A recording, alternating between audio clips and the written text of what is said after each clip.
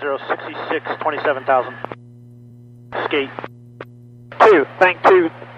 Live group bullseye, 10067, 25,000 spades. Tango 1, hostile. Middle. North.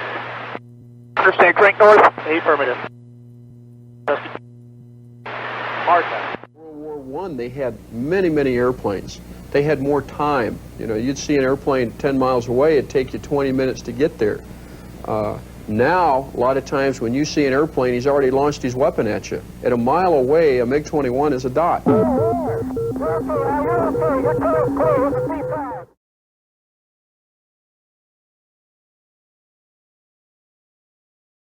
It wasn't until after I was actually hit with a surface-to-air missile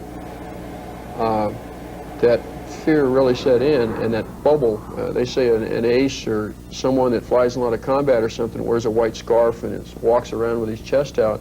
At that time, there was no white scarf. You ever had so much fear that you want to throw up, that it's almost incomprehensible, the anxiety of that thought that you're going to be a POW. The only time I'd ever asked for divine guidance was when I got in trouble. And I remember thinking, God, get me out of this one. And the airplane started to go upside down again, or right itself again, and I thought, well, God didn't have anything to do with that. I just righted the airplane. And when it did go uncontrollable again, I went, God, I didn't mean it. Well, Willie wanted to eject because the airplane was on fire from him back, and we were still over. It's like flying over downtown Los Angeles. I mean, it was just solid city below us. And I knew I'd be a POW if I ejected, so I said, Willie, you stay with this damn airplane. As we rolled and rolled, it got about 1 mile off the beach, and I heard a loud explosion, and the airplane went into a real violent spin.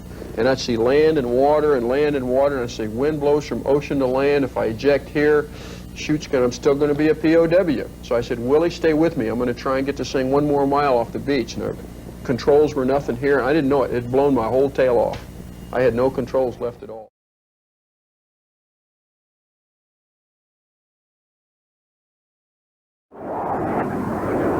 Right around the 310,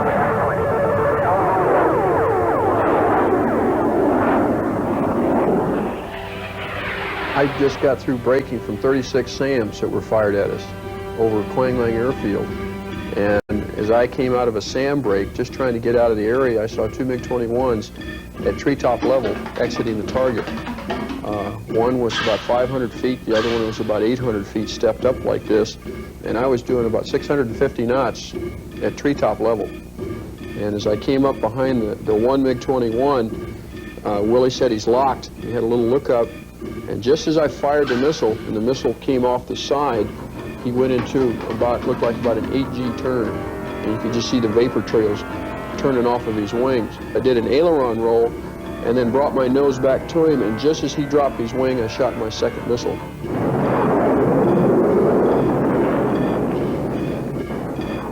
No MiG had been shot down in almost 2 years. The realization was like a dream. The adrenaline was there, just like when you'd win a gold medal in the Olympics. The excitement was there.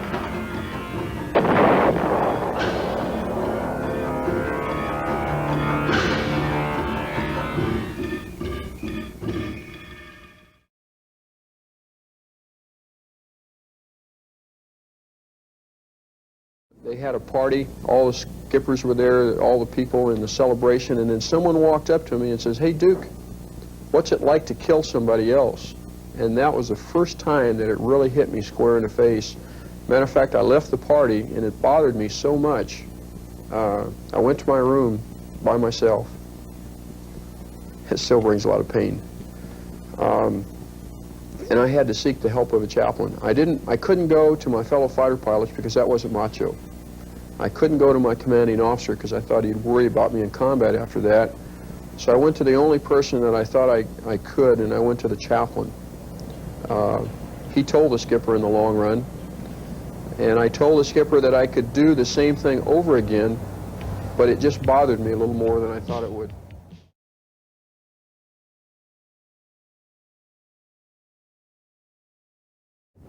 most of the time the Vietnamese pilots were very poor. Unless they had a real advantage, they would not engage.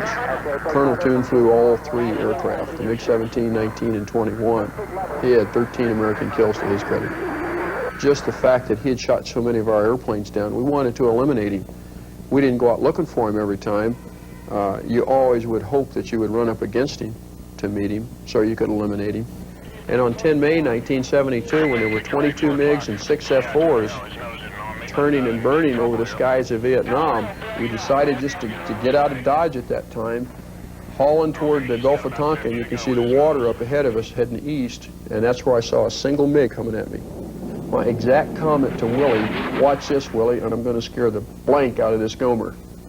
Okay. Pressed him right down the snot locker like this, and all of a sudden his wing roots lit up. And it surprised me. I went vertical like this. Okay, now my mind comes in. Gomers, unless they had an advantage, would run. Hanoi was that way. Okay? So I went pure vertical, totally expecting the Gomer, the MiG, to keep running and head toward his field and unload. As I came back over the side like this and looked in the vertical over my ejection seat, straining to look behind me, I looked up and I saw a little set of Gomer goggles, a little Gomer scarf, and we were going canopy to canopy. And Willie came up one time and says, Duke, maybe we better let this guy go. And I said, Willie, no. And I remember the anger. And I remember just gritting my teeth and going and thinking, pulling. And I would have rammed him if I had to at that time.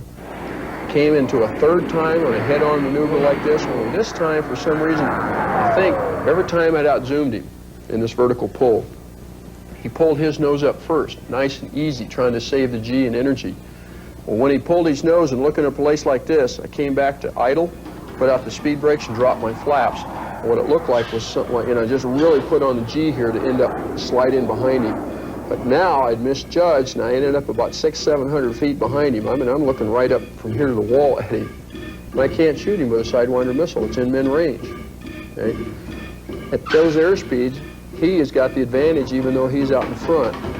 So I tried to disengage once I saw my mistake, stood on the rudder like this, trying to keep the F-4 from departing. And as I rolled this direction, his airplane went like this and departed. And looked, and when he reversed like this, I expected him to really totally pull back in and try and shoot me. But instead, he started running, and I remember thinking, well, I'm going to get away.